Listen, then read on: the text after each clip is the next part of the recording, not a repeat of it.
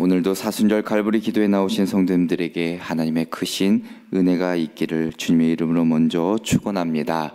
오늘 말씀의 제목은 하나님의 나라 세 번째 네 가지 땅 비유입니다. 예수님의 비유는 아주 심오한 영적 교훈을 담고 있지만 아주 간결하면서도 독창적인 언어라고 평가가 됩니다. 예수님의 가르침에 이런 일상적인 비유들이 가득한 것을 보게 되는데, 비유는 예수님의 말씀을 청중이 더 쉽게 말하고 이해될 수 있도록 간결하게 만들어주는 역할을 하게 됩니다. 어찌 보면 영적 진리를 가르치는 데 탁월하고도 적절한 방식이 바로 비유라 할 수 있습니다. 그런데 또한 비유는 단순한 이야기가 결코 아닙니다.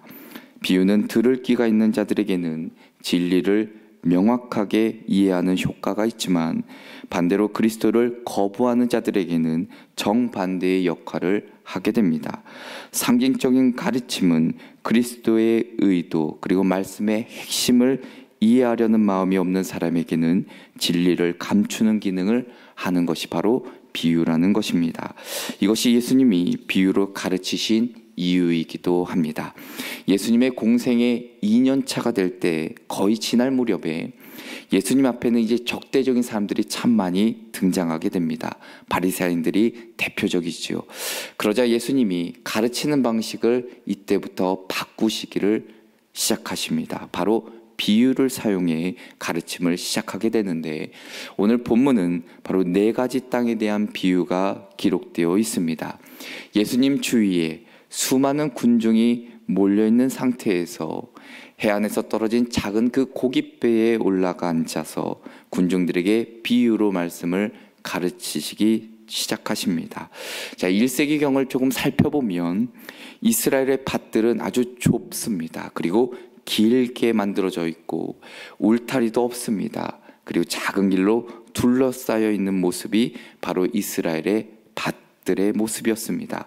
그러니 농부는 씨를 담은 자루를 옆구리에 차고 씨앗을 한 줌씩 손에 들고 넓게 흩뿌리는 방식으로 씨를 뿌리게 됩니다.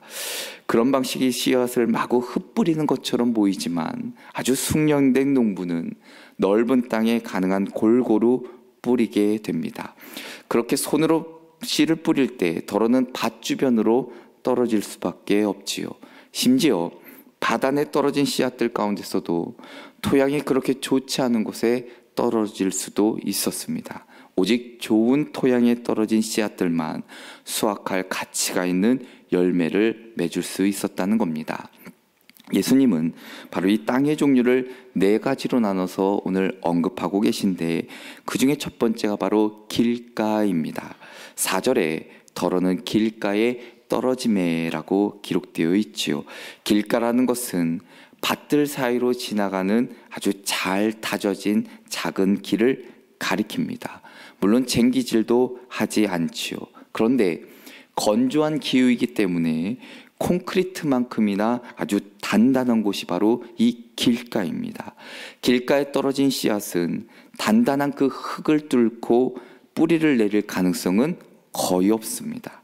그곳에 떨어진 채로 있다가 발에 밟히거나 오늘 성경 말씀처럼 새들의 먹이가 된다는 것이죠. 싹을 틔울 기회조차 없는 것이 바로 길가입니다. 두 번째는 돌밭인데, 이것은 우리가 흔히 땅 위에 아주 널찍한 돌이나 아주 눈에 보이는 자갈밭을 의미하지를 않습니다. 보통 쟁기질을 하다 보면 이렇게 돌들이 발견되게 될 때에 농부는 그 돌들을 다 손으로 골라내지요. 그리고 바깥으로 버리게 됩니다. 예수님이 언급하신 이 돌이라는 것은 바로 밭 아래에 흙이 얇게 덮여있는 바위를 가리킵니다. 땅 밑에 있는 안바는, 이 바위는 쟁기질을 할 때 농부의 눈에 띄지가 않는 겁니다. 왜냐하면 쟁기의 깊이가 길어야 한 30cm에 불과했기 때문이지요. 그래서 이 땅은 특히 건조한 기후에서는 농작물이 성장하기에는 충분한 수분을 머금고 있지 않다는 것이 문제입니다. 씨앗을 뿌렸을 때 싹을 틔우긴 하는데 때로는 잘 자랄 것처럼 보이는 순간에 수분이 부족해서 곧 시들러 만다는 것이죠. 아주 잠시 동안은 건강하게 자랄 것처럼 보여도 해가 뜨고 그리고 건조하게 되면, 수분이 마르게 되면 곧 말라 죽는 곳이 곧 이 돌밭입니다. 그리고 세 번째는 그리고 가시떨기이지요. 쓸모없는 잡초가 무성한 그 가시떨기 위에 떨어진 씨앗입니다. 농사에는 아무짝에도 쓸모가 없는 땅이지요. 이런 잡초나 가시떨기는 식물이 자랄 수 없게 합니다. 그리고 농작물에 큰 해를 끼치게 되지요. 잡초가 난 곳을 때로는 새로 갈아엎으면 겉으로 보기에는 잘 경작된 아주 비옥한 토지처럼 보일지는 몰라도 우리가 잘 아는 것처럼 잡초는 그렇게 쉽게 죽지가 않는다는 거죠. 실제로는 전혀 그렇지 않다는 겁니다. 또다시 잡초로 무성하게 되는 것을 보게 된다는 것입니다. 그래서 결국 잘 자라야 할 유익한 식물들이 그 생명을 앗아가게 된다는 겁니다. 그리고 마지막으로 네 번째, 좋은 땅, 아주 비옥한 토양을 이야기를 합니다. 씨앗들이 건강하게 자라고 발에 밟히지도 않고 새들의 눈에 띄지도 않고 뿌리를 깊게 내리게 됩니다. 어찌 보면 모든 면에서 잘 준비가 된 토양일 것입니다. 이곳에 떨어진 씨앗들은 아주 풍성한 열매를 맺을 수 있습니다. 예수님의 오늘 비유에는 몇 가지의 사실이 분명하게 기록되어 있습니다. 그 중에 하나는 씨 뿌리는 자와 그리고 씨 뿌린 자가 가진 능력에 대해서는 단 한마디도 언급하지 않습니다. 본문에서는 씨 뿌리는 자, 이 사람만 등장하죠. 백배의 결실을 맺은 씨앗과 새들이 먹어버린 씨앗이든 씨를 뿌리는 농부의 방법, 그 능력과는 아무런 상관이 없다는 겁니다. 또 하나의 중요한 사실은 씨앗의 종류나 그리고 씨앗의 품질 같은 것에 아무런 언급이 없다는 것이죠. 모든 씨앗은 다 동일하다는 것입니다. 잘 성장이 잘 열매 맺는 씨앗이나 잡초에 짓눌려 죽는 씨앗이나 다 동일하다는 것이죠. 즉 예수님이 가르치신 오늘의 비유는 모두 토양에 관한 것이라 볼 수 있습니다. 누가복음 8장 11절 이하에 보면 본문에 나타난 비유에 대한 설명이 자세하게 기록되어 있는데, 씨앗은 곧 하나님의 말씀을 가리킵니다. 복음, 하나님 나라에 관한 좋은 소식을 가리키지요. 그리고 쟁기질을 한 밭은 말씀을 받아들이는 인간의 마음을 각각 나타낸다는 것을 깨닫게 하십니다. 그러니 비유의 요점은 바로 토양과 관계가 있습니다. 토양이 인간의 마음을 나타낸 것이라 우리가 이해한다면 비유의 요지를 파악하기는 그렇게 어렵지 않다는 것이죠. 모든 상황이나 어떤 여건이 동일한 상태에서 하나님의 말씀을 전해 듣는 우리의 마음, 그리고 그 말씀에 어떻게 반응하냐에 따라 달라질 수 있다는 것입니다. 오늘 본문 말씀을 통해 우리에게 주신 깨달음은 무엇인지 함께 살펴보고 기도의 제목을 얻고자 합니다. 그 첫째로는 길가와 같은 마음을 버리라입니다. 좀 쉽게 얘기하면 강팍한 마음을 버리라입니다. 길가와 같은 마음을 버리라. 앞서 설명해 드린 대로 발에 밟혀 단단하게 다져진 그 메마른 길가의 땅은 복음의 진리가 뿌리낼 수 없는 마음을 묘사합니다. 아마도 예수님이 비유로 이야기하신 그 마음의 상태 가운데 가장 절망적인 상태일 수도 있습니다. 불신앙과 죄를 사랑하는 마음이 돌처럼 아주 단단하게 굳어져서 진리가, 말씀이 뿌리를 내리는커녕 아예 들어갈 수조차 없는 상태가 되었다는 것이죠. 구약 성경에는 이런 자들을 무엇이라 일컫냐면 목이 뻣뻣한 자라고 일컫습니다. 마음이 강팍한 자, 하나님의 말씀을 듣지 않는 자를 의미하지요. 그래서 누가복음 8장 12절을 보면 길가에 있다는 것은 말씀을 들은 자니 이에 마귀가 가서 그들이 믿어 구원을 얻지 못하게 하려고 말씀을 그 마음에서 빼앗는 것이다 라고 기록되어 있습니다. 밭 주변에 짓는 잘 다져진 그 단단한 길은 아무리 쟁기질을 하더라도 일구어지지 않는 것처럼 온갖 죄악이, 때로는 수많은 불의가, 우리 자신을 회개하지 못하게 하고 자기 성찰은 하지 못하게 하며 죄책감도 사라지고 무관심과 무감각과 죄를 사랑하는 마음이 진리를, 복음을 온전히 받아들이지 못하게 한다는 것입니다. 예수님 당시의 청중 가운데 가장 마음이 강팍했던 사람들은 바로 종교적으로 우월함이 있는 자들, 흔히 서기관과 바리새인들이었습니다. 강팍해져 버린 마음의 아주 극치를 보여주는 사람들이었죠. 예수님 바로 그 강팍한 마음을 가진 자들에게 마귀는 말씀을 빼앗아 구원을 얻지 못하게 한다는 것입니다. 오늘 우리가 살아가면서 세상의 수많은 유혹과 미혹으로 진리에서 멀어지게 하고 우리의 마음에 심겨진 말씀까지도 빼앗아 버린다는 것을 우리가 기억할 때에 오늘 우리의 마음을 다시금 돌아보고 길가와 같은 강팍한 마음이라 한다면 철저하게 하나님 앞에 회개를 통해 다시금 회복되는 은혜가 있기를 주님의 이름으로 축원합니다. 둘째로는 얕은 흙과 같은 마음을 버리라입니다. 얕은 흙과 같은 마음을 버리라. 달리 말하면 쉽게 넘어지는 마음, 그 마음을 버리라입니다. 자, 말씀에는 즉시 반응은 하는데 빠르게 식어버리거나 아주 멈춰버리는, 돌아서버리는 마음의 소유자를 가리킵니다. 누가복음 8장 13절에 보면 이렇게 기록합니다. 바위에 있다는 것은 말씀을 들을 때에 기쁨으로 받으나 뿌리가 없어 잠깐 믿다가 시련을 당할 때에 배반하는 자요라고 기록하고 있죠. 식물이 그 뿌리가 깊지 않으면 결코 건조한 기후에서 오래 살 수가 없습니다. 그런 식물은 신속히 잎은 무성해지지만 열매를 맺을 만큼 성장하진 못하고 시들어 죽게 됩니다.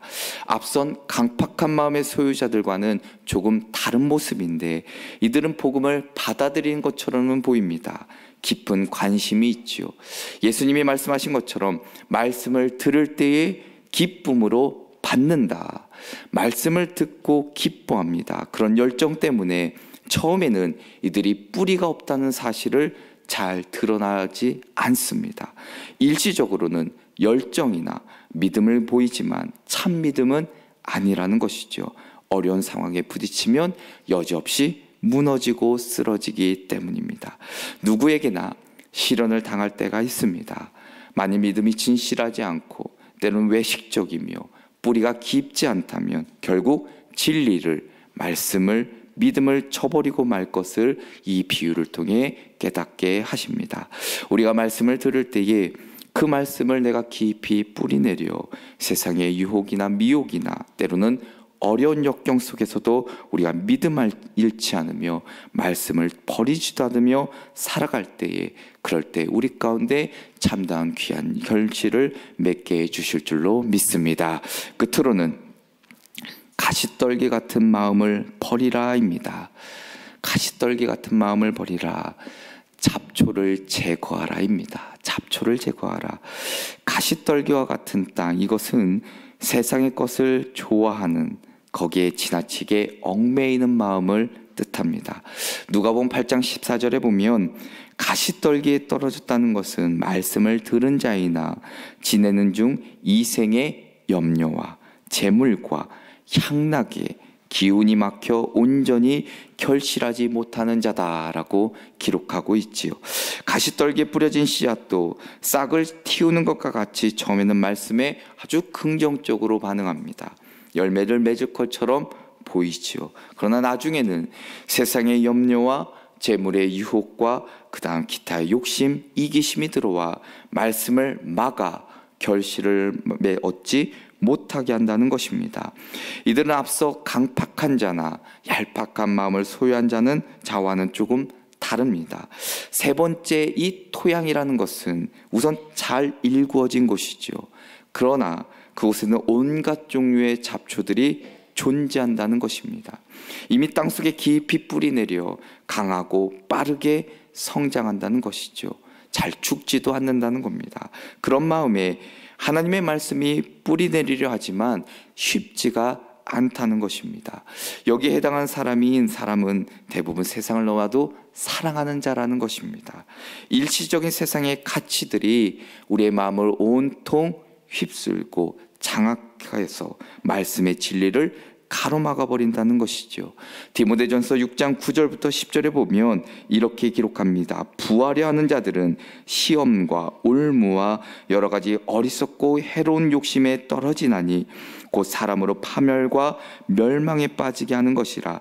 돈을 사랑함이 일만 악의 뿌리가 되다니 이것을 탐내는 자들은 미혹을 받아 믿음에서 떠나 많은 근심으로써 자기를 찔렀도다라고 기록하고 있습니다. 우리가 오해하지 말아야 될 것은 물질적인 부, 때로는 쾌락이 그 자체로 악한 것이 아니라 우선순위의 혼동에서 오는 착각과 죄악이 문제라는 것입니다. 하나님이 주신 은혜로운 선물로 여긴다면 얼마든지 하나님의 나라와 그 영광을 위해 귀히 쓰일 수 있다는 것이지요. 자, 길가와 같은 마음, 얕은 흙과 같은 마음, 그리고 가시떨기 같은 마음은 모두 결실이 없다는 것이 공통된 특징입니다. 농사의 목적이 무엇입니까? 수확물을 거두는 데 있지요. 농작물을 길러내지 못하는 토양은 아무런 쓸모가 없다는 것입니다. 결국 좋은 땅, 잘 경작된 땅이야말로 원하는 결실을 얻을 수 있음을 보게 됩니다. 예수님은 이 땅을 누가복음 8장 15절에 좋은 땅에 있다는 것은 착하고 좋은 마음으로 말씀을 듣고 지키어 인내로 결실하는 자니라라고 기록하고 있습니다. 잘 준비된 마음, 그 마음을 소유한 자는 복음을 듣고 참된 이해와 믿음으로 받아들이고 또한 진리를 굳게 붙잡고 믿음으로 인내하며 살아가게 된다는 것이죠. 인내로 결실한다는 것은 결국 그리스도를 믿는 참된 구원의 신앙을 소유한 자라 말할 수 있습니다. 이런 자들이 열매를 맺되 풍성하게 맺는다는 것을 깨닫게 하십니다. 잘 경작된 밭, 그 마음을 소유해야 할 책임이 누구에게 있을까요? 바로 우리에게 있습니다. 분명 쉽지 않은 일이기에 끊임없이 우리는 하나님, 성령님의 도우심을 구하며 기도해야 합니다. 성령님께서는 우리를 영적으로 깨어나게 하실 뿐만 아니라 생각을 깨우쳐 주시고 또한 진리를 가르쳐 주시며 모든 더러운 것을 또한 깨끗하게 씻겨 주시고 돌 같은 그 강팍한 마음을 우리는 제거하게 해주실 뿐만 아니라 또한 새로운 마음을 주시며 또한 하나님의 백성으로 살아가게 하시고 의의 길로 행하게 해주신 줄로 믿습니다. 오늘도 우리의 마음의 상태를 다시 한번 점검하시면서 다시금 잘 경작된 좋은 마음, 그 땅이 되어셔서 말씀이 깊이 뿌리내리고 삶에서는 풍성한 열매로 맺어지는 은혜가 있기를 주님의 이름으로 축원합니다. 기도하겠습니다. 참 고맙고 감사하신 하나님, 사순절 갈보리 기도회 예배에 나오게 하신 그 은혜에 감사를 드립니다. 세상을 살아가며 때로는 우리의 연약함과 죄된 모습으로 인해 하나님의 말씀이 깊이 뿌리내리지 못하고 그 말씀에 순종하며 살아가지 못한 저희들의 과오를 용서하여 주옵소서. 하나님, 길과 같은 마음, 얕은 흙과 같은 마음, 가시떨기 같은 마음을 버리게 하여 주시고 늘 내가 성령님의 도우심을 구하며 좋은 밭, 좋은 마음을 소유한 자 될 때에 하나님은 우리를 통해 100배, 1000배 귀한 열매로 풍성한 열매로 맺게 하시는 은혜를 허락해 주실 줄로 믿습니다. 오늘도 주님 전에 나오며 빈손으로 나오지 아니하고 간절한 기도 제목을 담아 11조와 감사의 물과 1000번째로 드린 손길들을 기억하여 주시고 드린 손길들마다 하나님의 놀라운 복과 이 땅 가운데 마르지 않는 은혜와 인도하심의 은총을 허락하여 주옵소서. 주 예수 그리스도의 이름으로 기도합니다. 아멘.